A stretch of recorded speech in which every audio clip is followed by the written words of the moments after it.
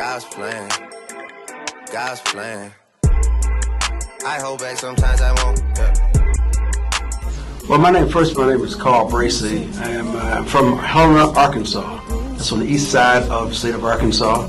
I was born in 1950. Well, when I was young, my father was in the insurance business. He also was a mortician, also was a war veteran from World War II.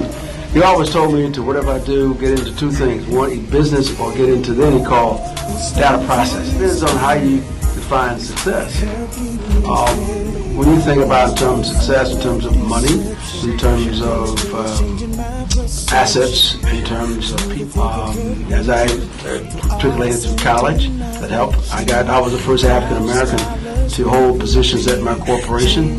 So what I was trying to define success is what can I do to improve myself and reach back and pull someone else up so they might be able to achieve what I've been able to be exposed to. So success depends on how you define it.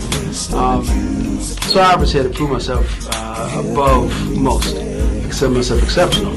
I said average. They consider me exceptional because I was able to achieve. I was able to, when you look at that position as being the first, to be in that position, they thought, number one, that I would never be an accounting manager. They didn't think I would have it.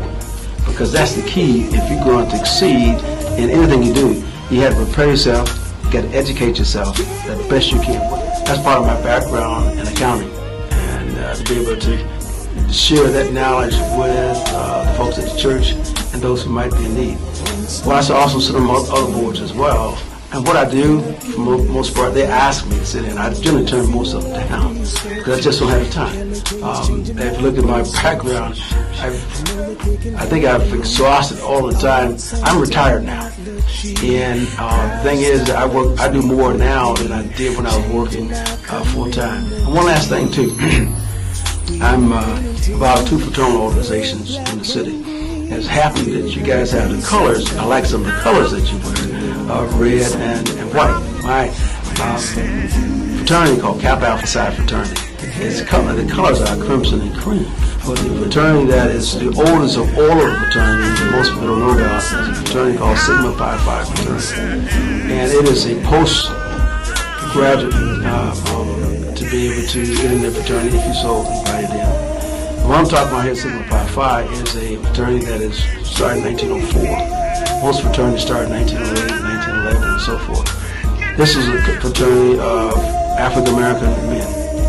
And those represent men who have graduated from college or in advanced careers. And you don't know much about that group because it's not one that you talk a lot about. It's akin to a group called the Skulls at Yale University, all white. This one happened to be Sigma Pi Phi Fraternity Incorporated, which is really all black, or 99.9% African American men. An idea of the organization, what to represent. But what we're trying to do, this is an organization which I've joined, or I was asked to be a part of in 2009. And it's an organization that's been around since 1904, and it's worldwide. About Dr. Martin Luther King was a member.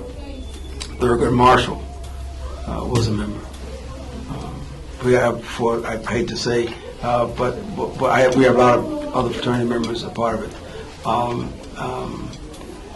So just FYI, in terms of what the organization wants. I happen to be,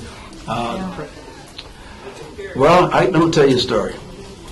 Back in 1968, that's before you even thought of, most of you guys even thought of, I didn't have a car. I would look for my college, I would hitchhike home. I want you to think about more than just what you're going to do financially, more than what you're going to do in this industry in the next 3 years, right? More than that. So that day, I was hungry, I was tired, I was thirsty. I went up to Dairy Queen in Clarendon, Arkansas. I told a young lady at the counter, I said, I'd like to have a hot dog and a Coke. She said to me, we don't serve Negroes here. At that point, I didn't care. I said, you don't serve them, and I don't eat them. She was so dumbfounded.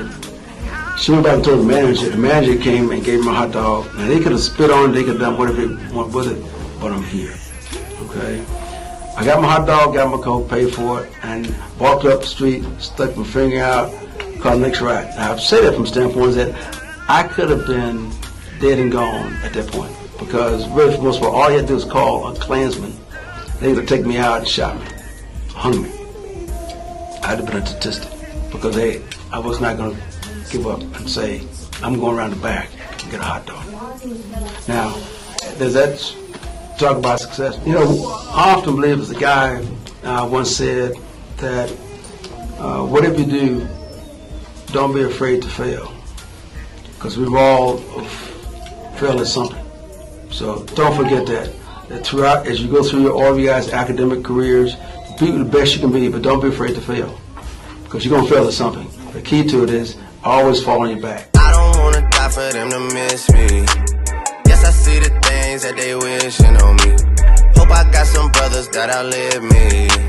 They gon' tell the story, shit was different with me.